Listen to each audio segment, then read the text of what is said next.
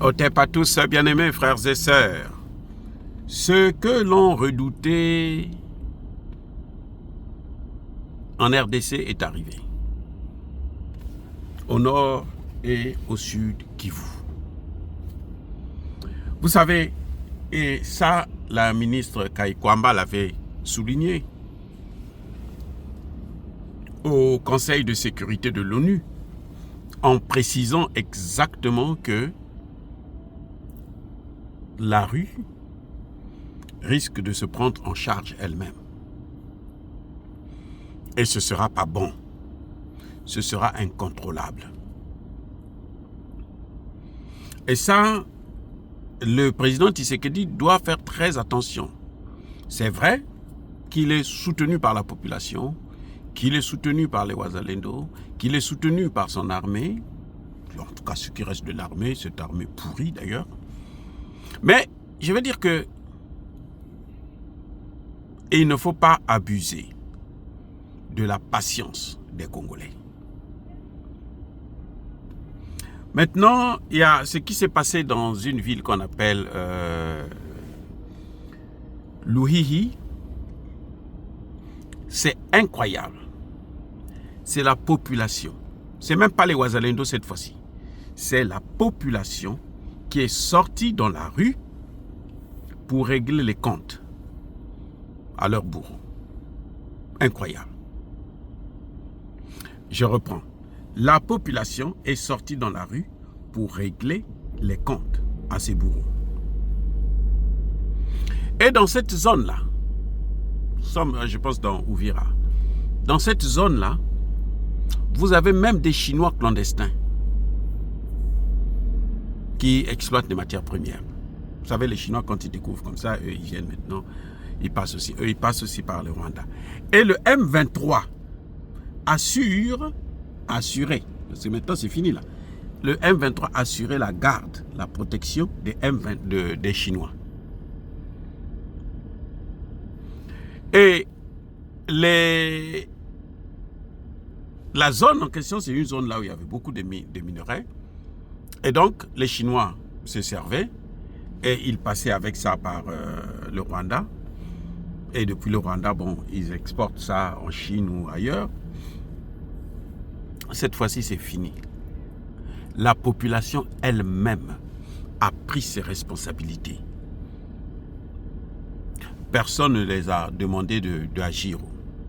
La population s'est levée et elle a affronté les M23.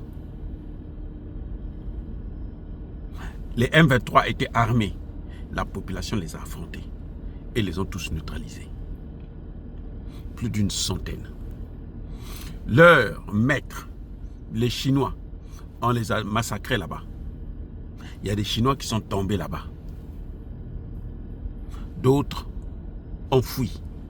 Mais beaucoup sont tombés là-bas, des Chinois. Les Congolais qui travaillaient pour le M23, qui donnaient des informations au M23, qui aidaient le M23, eux aussi ont reçu leur compte de la part de cette population. Voilà un peuple qui se réveille. Et ça, c'est ce que tout le monde doit redouter. Il faut faire attention à un peuple. Quand vous abusez de ce peuple-là, le jour que ce peuple va se réveiller, quelle que soit votre force, vous êtes un dictateur. Vous êtes le plus grand dictateur de la planète. Le jour que le peuple va se réveiller contre vous, vous êtes foutus. Vous êtes finis. Les amis, ce n'est pas la rigolade. Une femme qui protégeait, qui logeait 5 M23 dans sa maison.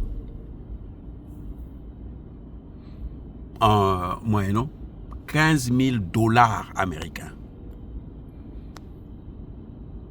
La femme là, je ne sais pas si elle est encore en vie. Mais en tout cas, elle a été traitée copieusement par cette population. Les Ouazalendo qu'elle gardait, eux, ils ont tous été envoyés au repos éternel. Je veux dire encore une chose. Et c'est ça que malheureusement Kagame n'a toujours pas compris. Kagame a encore le schéma du Congo de 96, 97, 98, jusqu'à 2000, combien là, 2018, quand Kabila est parti. Kagame a toujours ce schéma-là, où il contrôlait le Congo. Maintenant, les populations, elles se sont dites que nous n'avons plus rien à perdre. Parce que quand on ne fasse rien, quand on fasse quelque chose, on nous élimine. Donc, nous, on doit faire ce que nous pouvons faire pour les éliminer avant qu'eux, ils nous éliminent. Et c'est ça qui est en train de se passer. Et là, personne ne peut intervenir. Il n'y a pas les FARDC. Les FARDC, vous savez, les FARDC respectent le cessez-le-feu. Ils sont des bons élèves hein, du cessez-le-feu. Et les FARDC, si j'étais Tshisekedi, après tout ça, là, l'armée, là, on va tous les virer, donc à partir. On n'a pas besoin d'armée. S'ils sont là pour ils ne protègent pas, ils sont là pour respecter le cessez-le-feu, alors que l'armée rwandaise, 40 000 Rwandais sont au Congo. 40 000. Et là, je vous parle de la situation qui s'est passée à peine hier. Hein. Donc, Kagame n'a pas encore donné l'ordre à ses hommes de se retirer. Kagame, c'est un jusqu'au boutiste. Il est suicidaire. Parce qu'il sait qu'il a tout perdu. Et il se dit, vaut mieux même que, bon, qu'il soit éliminé, neutralisé. Et puis, bon, l'affaire s'arrête là. Mais en tout cas, dans cette localité-là, plus de 100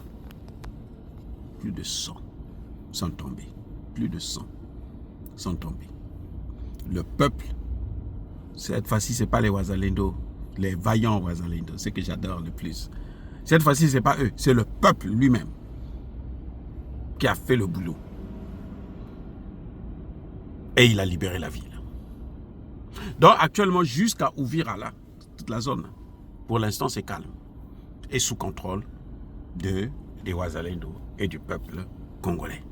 Nous saluons ce vaillant peuple qui est très résilient et qu'il continue à être vigilant et à se battre pour sa liberté.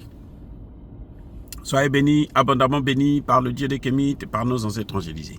Mais que tous ceux qui persécutent le continent africain le pillent et le déstabilisent, qu'ils soient noirs, blancs, chinois, arabes, juifs, indiens ou qui qu'ils soient punis, maudits, foudroyés, neutralisés, écrasés, effacés par le Dieu des Kémites et par nos ancêtres angélisés. Vive l'Afrique éternelle. J'ai dit et j'assume.